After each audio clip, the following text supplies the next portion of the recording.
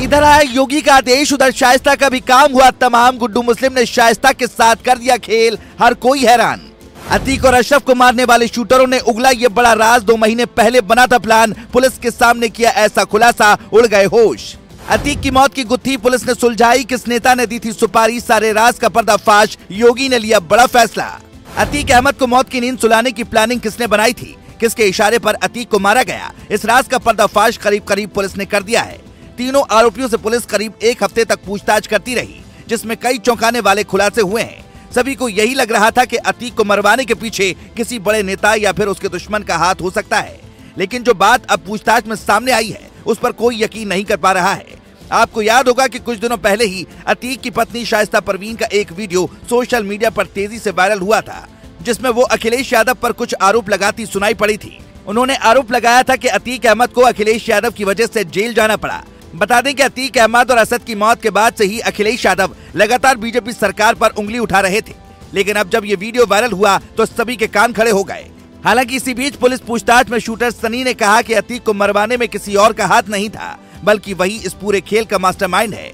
लेकिन पुलिस को ये बात हजम नहीं हो रही है, क्योंकि सनी काफी गरीब परिवार से आता है और जिस बंदूक से अतीक अहमद को मारा गया वो तुर्की में बनती है और उसकी कीमत करीब 7 लाख रुपए बताई जाती है। यानी इतनी महंगी बंदूक खरीदने की औकात तो सनी की नहीं है। किसी ने तो उसे पैसे दिए होंगे, लेकिन किसने उसे पैसे दिए, तीनों आरोपियों ने अपना मुंह नहीं खोला।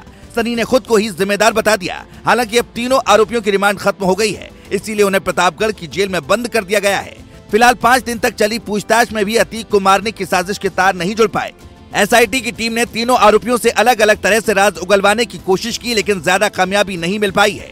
इसीलिए अब पुलिस का पूरा ध्यान अतीक अहमद की पत्नी शाइस्ता परवीन और उसके राइट हैंड कहे जाने वाले गुड्डू मुस्लिम को पकड़ने पर है। पुलिस इन दोनों की तलाश कर ही रही थी कि अचानक कुछ ऐसा सबूत उसके हाथ लगा है, जिसके बाद पुलिस के भी होश उड़ गए हैं। क्योंकि बताया जा रहा है कि पुलिस को सूचना मिली थी कि अतीक अहमद के दफ्तर में ही शाइस्ता परवीन छुपी हुई है, जिसके बाद पुलिस की टीम वहां छापेमारी करने के लिए पहुंची थी। लेकिन जब दरवाजा खोला गया तो वहां चारों तरफ खून के छींटे दिखाई पड़े, जबकि कुछ कपड़े भी और चूड़ियां भी मिलने की बात सामने आ रही है। ऐसे में अब सवाल उठ रहा है कि क्या किसी ने शाइस्ता परवीन को ही तो रास्ते से नहीं हटा दिया।